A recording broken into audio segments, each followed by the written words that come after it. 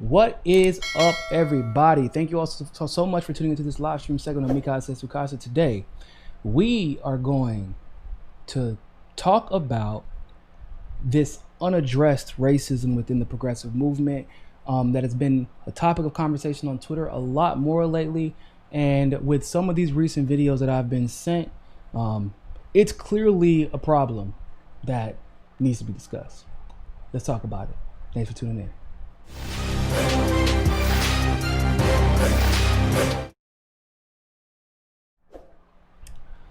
So a lot of you all should be familiar with Vaush at this point.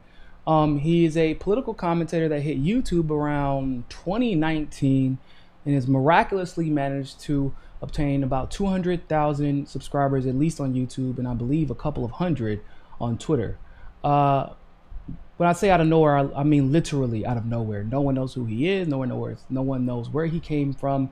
He claims to be a socialist, and I debated him because he basically got upset because I said I'm not going to vote for Biden. And I just also happen to be the only person that forced him to rage quit. Yeah, I'm pretty proud of that. I'm not gonna lie, because a dude who's that pompous, for him to rage quit, it takes a lot. And I'm also the only debate that he won't post on his channel because he knows he embarrassed himself. But that's neither here nor there.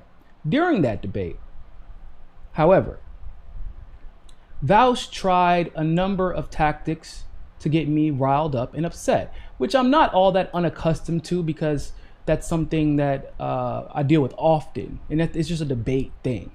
When people don't have facts or logic on their side, they try to gaslight people. Now, although all the other tactics that he used I was familiar with and I was expecting, what I was not expecting, however, was the dog whistle racist tactic.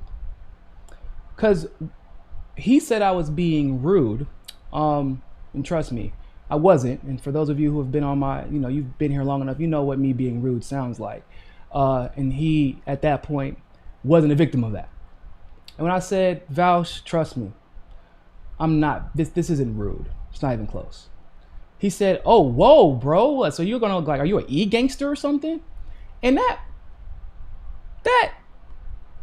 was a little bit interesting because it's a dog whistle that I'm absolutely 100% positive he's never used on any of the white people, the many white people that he's debated. And so I was thinking to myself, I mean, yeah, there's a lot of like low-key racism in the progressive movement, but there's no way that this dude will have ever been like this explicitly racist consistently enough.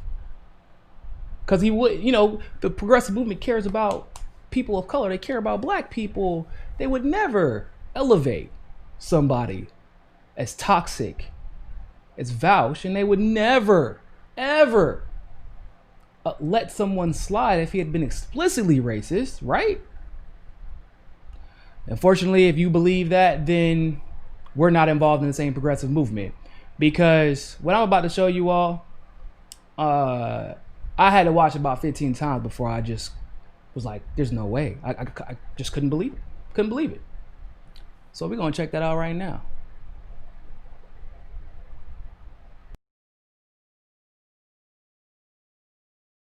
You realize there were N-words in the SS, dude. right? You can just say niggers. Whew. Wow. Oh, that's a little bit God. hot for me. Oh, but... God. Oh, oy vey. Oh, he said the word. Oh, God. I got him. I broke his brain. Yeah, you heard that correctly. You want to listen to it again? Okay, hold up. Let me play it again for you. You realize there were N-words in the SS, dude. right? You can just say niggers. Whew. Wow. Oh, that's a little bit God. hot for me. Oh, but... God. Oh, oy vey. Oh, he said the word. Oh, God.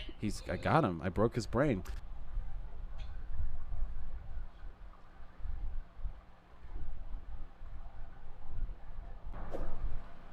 Now, I'm not actually that surprised that Vaush is racist. I mean, I lived in the South long enough to know generally a racist when I see one and when I speak to one. But what I did find surprising was that apparently this video is actually older. In other words, he accumulated a lot of his support from the left after that video. And I thought about something because during the elections, obviously, most of you all know I worked with Tulsi. I just remember, like, you know, Vaush was the biggest Tulsi hater on the internet, and he would oftentimes deal with he would engage in that trope that Tulsi hates Muslims, and his base often engages in that same rhetoric, you know, like most of the neo-progressives do, when that's literally not true. And I'm like, wow, if they are willing to cancel people for hating Muslims, so what is all this just casually saying the N-word? And then being so confident that he could say what he said and knowing that nothing would happen to him, there would be no backlash. His base would not abandon him. I've seen people abandon commentators, activists, etc., for saying, I'm not going to support Bernie this election exclusively. I want to back this person instead. I mean, I've seen people just excoriated for that. I've seen people excoriated for having someone who is considered to be racist, although never explicitly said anything like that. I've seen that happen. But this man has a video that apparently is old of him saying the N-word. Somebody had to send it to me. It didn't go, if it went viral, which I'm pretty plugged into the progressive movement, I like to think, it didn't go viral enough considering that one of the only black people that is well known within the progressive movement on the commentary side didn't even know about this. And it reminded me just how bad the progressive movement is, on the issue of race. Because if a dude like that can rise to progressive superstardom, and then I see other quote unquote white allies, well-known white allies in the progressive movement sharing his stuff, like retweeting him. They're scared to retweet people who like didn't support Bernie. They're scared to retweet people that may be a little conservative leaning. But he said he likes Bernie Sanders. I know he called himself an anarcho-Bidenist. I know he might be a little racist, but he said, and they just assume goodwill from this guy, despite the fact that he came out of nowhere, literally.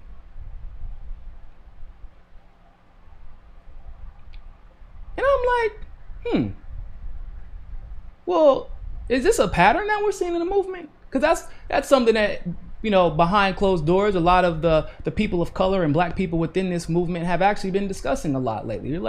We're starting to notice more so. And then I think a lot of people had to kind of like leave their respective bubbles, on Twitter, on YouTube, and in other areas to see, because they're meeting other black progressives are finally meeting each other and realize, oh, like, you dealing with this too?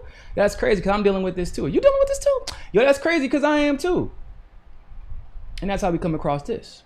Now, the next video I'm about to show you is from a young streamer named Bad Bunny.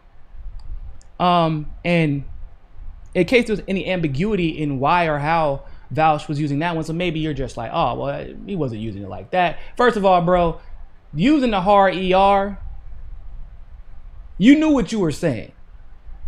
Exactly what you were saying. And once again,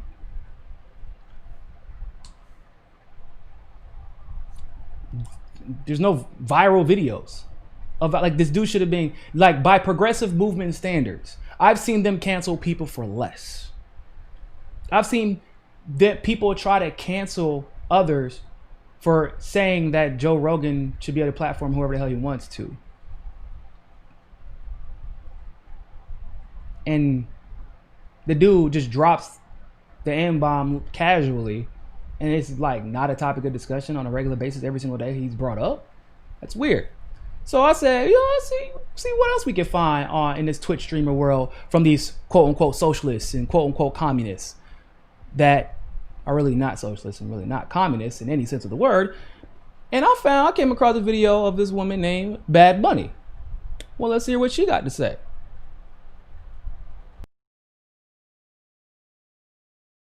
Of people to just completely write off as unattractive, and it just seems like kind of strange. Like, is it literally like just the skin color is like unattractive to you? Like, I don't know. It just seems like a weird statement to me. It's as simple as fucking evolutionarily. We want to fucking propagate our fucking like shit, and so propagating our own fucking shit involves finding people that are similar to our own shit. Well, I mean, that's not true by definition, though. Oh.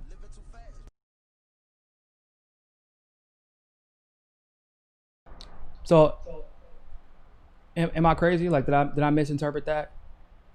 Did I misinterpret that? Nah. Let me just listen to it one more time so I can make sure. I want to make sure I'm not crazy. You know what I'm saying? Of people to just completely write off as unattractive, and it just seems like kind of strange. Like, is it literally like just the skin color is like unattractive to you? Like, I don't know. It just seems like a weird statement to me. It's as simple as fucking evolutionarily. We want to fucking propagate our fucking like shit, and so propagating our own fucking shit involves finding people that are similar to our own shit. Well, I mean, that's not true by definition, though. Oh. Yeah. So that happened. Now, once again, I'm just now hearing about this recently. And once again, as a black guy who's, I would say, maybe not Nina Turner status, but I'm well known enough. How am I just now hearing about stuff like this? How does this not go viral? So it's basically what you're telling me, that all you have to do is say, I supported Bernie Sanders at some point. I consider myself a socialist and a communist. And you can just be as racist and ridiculous as you want to be? Is that where we're at? That's a little suspect. That's a little suspect. Now, I know some of y'all maybe want to go look at her Twitter account, but she's private. I can't imagine why she would have a private account, but she's private now. But what people really need to understand is, like, yeah, what was said by both of them were inherently bad things. I feel like I shouldn't have to explain this to adults, but, you know, the progressive movement is kind of weird in 2020. But what's the most disturbing thing about this is that they both felt confident enough that they could say whatever the hell they wanted to say, and there would be no problems that came about because of it. That they wouldn't be canceled, they wouldn't be attacked, they wouldn't be kicked off platforms, etc., etc.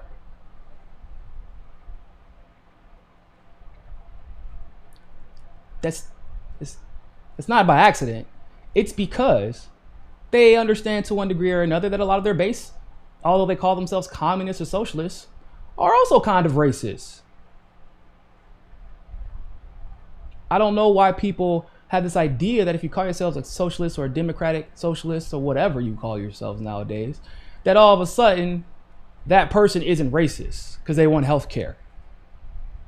And that just so we understand the intersectionality of systemic racism in other aspects of the world, but people have not caught on yet that the power brokers of media in general, but specifically the indie media movement, especially on the left, y'all ain't noticed that it's basically all white guys? Y'all not notice that? And that's probably largely why they don't have a problem with Biden. But then they'll say, remember, for the last 2-3 years, it was, we got to get Trump out because he's racist. But then they literally are fighting for you to vote for a segregationist. Like, on paper. On paper. Not segregationists rhetorically, but segregationists on paper, argue on the floor of the Senate, try to use his office to perpetuate segregationist policies on behalf of segregationists, other segregationists. And they're like, yeah, but I'm an anarcho-Bidenist. I bet you are, Vaush. I bet you are. You and Biden probably have a lot in common.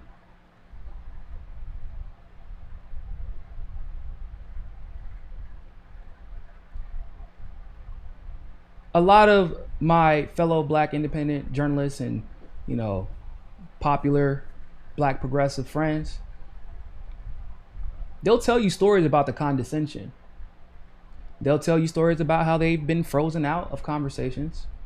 One of my favorite is how, remember the conversations about Bloomberg and the stop and frisk issue. And as there were white progressives gaslighting about how much they cared about that issue, that specifically talking about how racist it was, right? Bro, they didn't have one black person on to talk about the issue. They, in fact, in one scenario, I'm not gonna say no names, but in one scenario, they literally brought on a white dude to talk about stop and frisk that was happening to black people.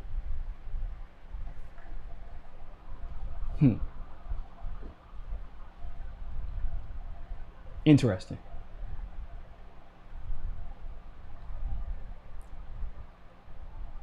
I find it I find it bizarre and offensive that this movement that was supposed to be what are they multicultural, multiracial, class movement, etc., like basically if you don't kiss the ring of the white guy who's in charge, or the white guy with the platform, and if you dare to ever challenge the logic of one of those white men, then you are, any number of things, really. You can be called anything. And what's even more bizarre, in my humble opinion, is that they're the people. Like, I always used to wonder when I was younger. I'm 31 now. I'm still pretty young. But when I was involved in politics at a younger age, I'm like, yo, I understand the left has, for the most part, better ideas. They usually have at least better, well thought out ideas. These ideas are popular across the world, not just in the States. And for some reason, the left can't get anything done. And I know there's a lot of reasons for that. They get sheep herded, etc. But then you got to look at who they use to sheep herd. And when I was working with Tulsi during the campaign, what I always noticed was how Tulsi was every demographic that the left claims they champion. She was a woman. She was a person of color. She election fraud hawk, if you will, right? Went to Syria, changed her stance on sanctions completely against sanctions, because she said no matter where they're at, they always hurt poor people. And yet, she was a victim of some of the most racist and bigoted attacks and sexist attacks that I'd ever seen. All because she wouldn't bow down to Bernie. And then, of course, I began to experience those similar attacks. And Fiorella began to experience those similar attacks. And Fiorella endorsed Bernie.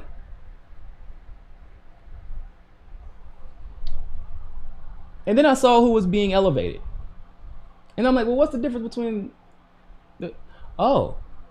so you can't challenge the ideas that come from these people, or you can't challenge these people themselves, right? If you want to be elevated as a black person in this movement. And I don't know if y'all caught any of the tweets that came out post-campaign, but there were black people from Bernie's campaign who was talking about how racist Jeff Weaver was. And how the black people from the campaign were basically not allowed to speak up in any substantive way, how they were never heard. And not that she ever told me this, but I can almost guarantee Bernie, in many respects, never listened to Nina. Not the way he should have. He never valued her opinion. He never valued her influence, her knowledge, and her experience. He valued the fact that she could speak up for her and validate him in the black community. That's what was valued. But when it was time to listen, when Nina was warning about election integrity issues months before the election took place, Bernie did little to nothing to shore up election integrity and make sure his campaign was prepared for it.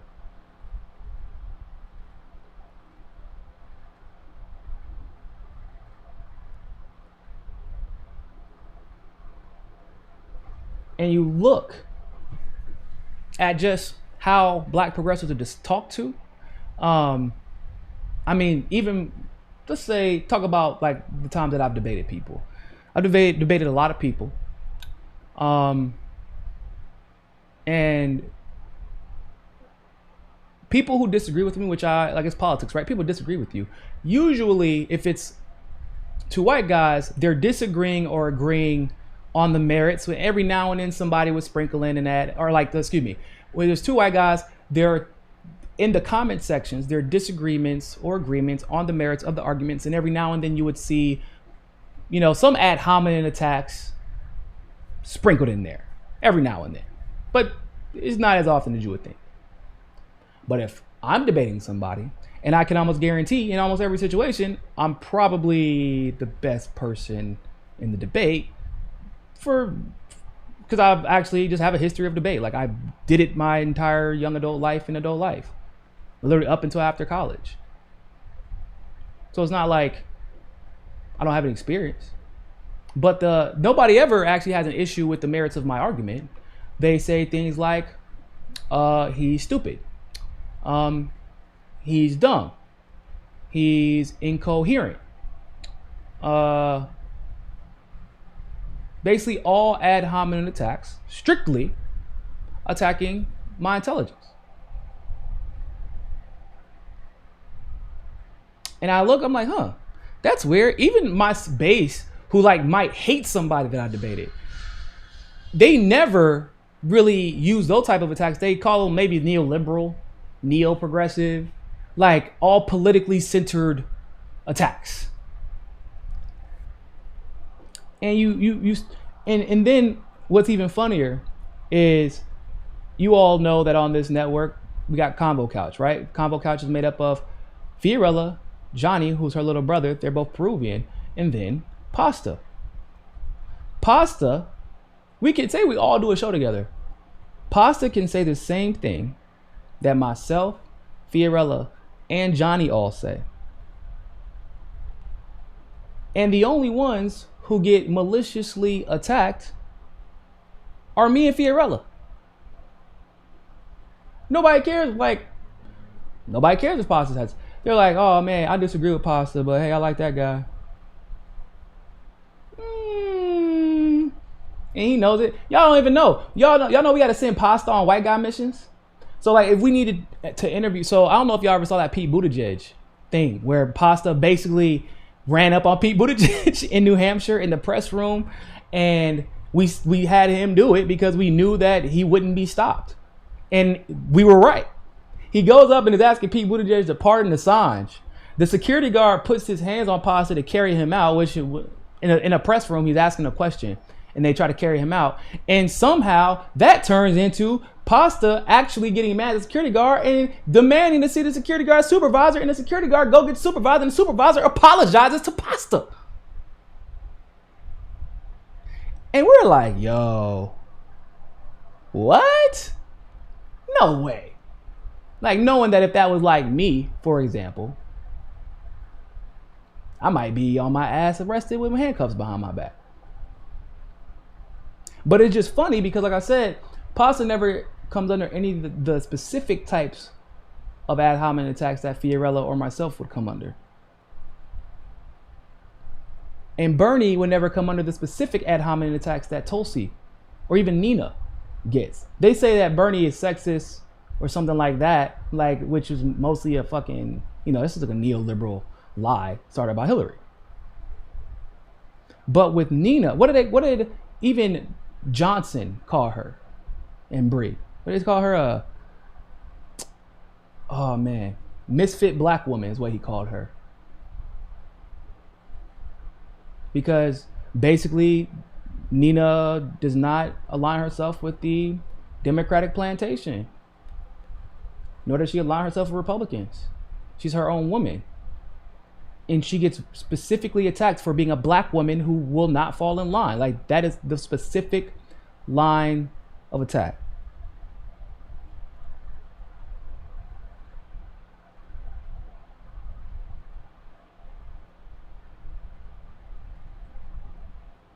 It is a problem that has to be addressed in this movement if the left is going to go anywhere. And who knows, maybe it ain't going anywhere. Maybe the left in this country is just a figment of our imaginations and it isn't real. I mean, the left, quote unquote, is aligning itself with the FBI and the CIA. The left is aligning itself with authoritarianism. The left is aligning itself with segregationists and censorship. So maybe it isn't a real thing anymore. Maybe the left of the 60s doesn't exist.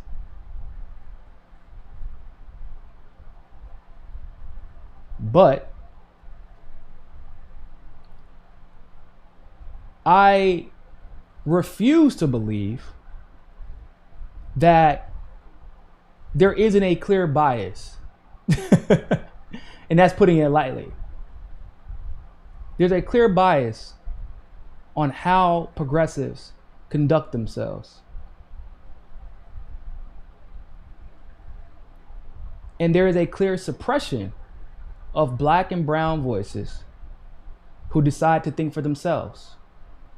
Whereas, like, let's be honest, right? On the conservative side of the fence, black and brown voices that consider themselves to be independent and think for themselves, they're elevated, albeit for the Republican Party to use, right?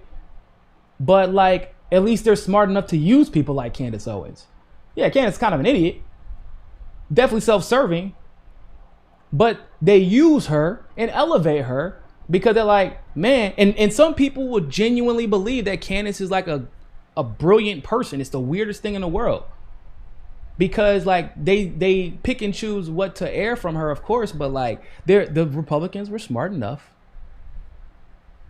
to elevate her. It's not a coincidence. On the left, they get their ass whooped, and then after these campaigns conclude, you find out, well, this campaign manager was racist, this state director was racist, this consultant was racist, the black people were being suppressed, the brown people were being suppressed. You got people like Chuck Roca, Mr. Latino Outreach, committing felonies and still getting hired to Bernie Sanders' campaign. Literally committing a felony by embezzling union money and then getting hired to Bernie's campaign, who's supposed to be the representative for unions in the 2020 race, which would have never happened if Chuck Roca was black. And so until there's a willingness to actually challenge this reality, I think that the left is going to continue to fail. And it is what it is. Like, I'm gonna fight what I can fight. My team's gonna fight what we can fight. The people I know are gonna continue. But like, the expectation is very, very, very low right now. Because little things like that like the fact that like this dude has 200,000 subscribers really says it all. Of course, people like David Dole and Anna Gasparian and Jank and Hassan and all these, of course they're popular. Because when you can just say the N-word when you feel like it, but as long as you say you support Bernie, it's all good. Bro, imagine what else you can get away with. Imagine what lies and what grift you can get away with by just kissing the ring. If you can get away with being overtly racist by kissing the ring, imagine what else you can get away with. Glory, thank you very much for the super chat, homie. That thing about pasta is so true. Me and Fee were trying to get him to go full white man on Sheriff Villanueva. I know. I know. Like, we literally have to get pasta to do white dude shit. He's a designated white guy. For real. And he knows it. He goes to places where no black man has gone before. No, I'm just kidding. But basically,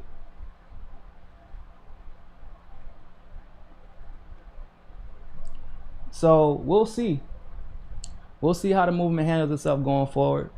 Like I said, but I'm not really all that confident.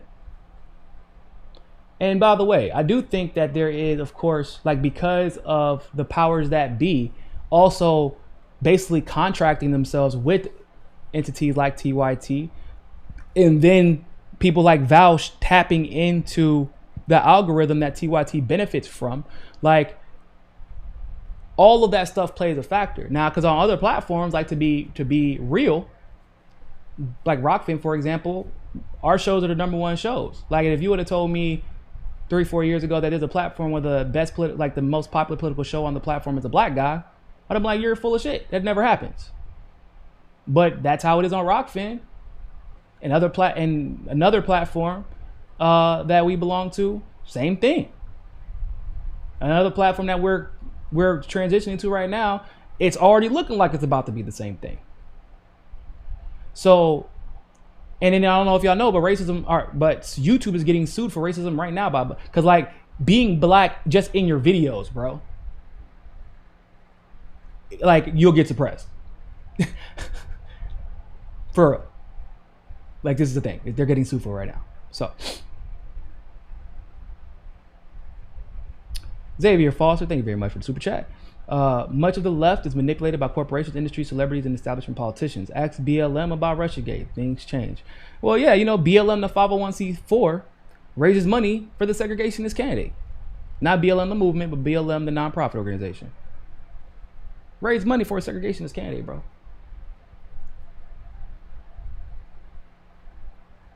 Like, what did we think was going to happen? Like, and don't get it twisted, black people can be racist against other black people. Like, because we get this crab in the bucket mentality. It's the same thing as things like when people call women catty, right? Really what that is they understand that there are limitations for women because of the patriarchy. In other words, the white men who run things only allow so many women to have so much influence in whatever it is, whatever business they're conducting. And so they are competing against each other. And you see that manifest in different ways. But it's the same thing when it comes to black people. We're competing for certain spots. And that means you have to shut out other black people who may be competition and acquiesce to the white man's request. And you've seen people do that, right? You saw how Ben Dixon treated Ice Cube for saying both sides of the establishment have screwed over black people. None of them have helped us. Ben Dixon jumped on an opportunity to do what? To demonize a black man.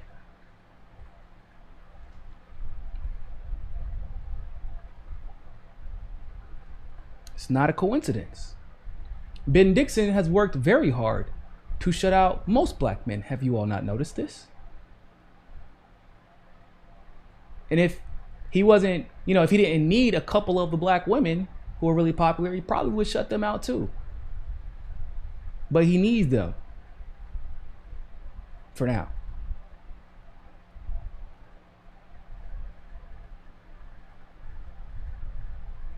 So I'd love to know what your thoughts are about this.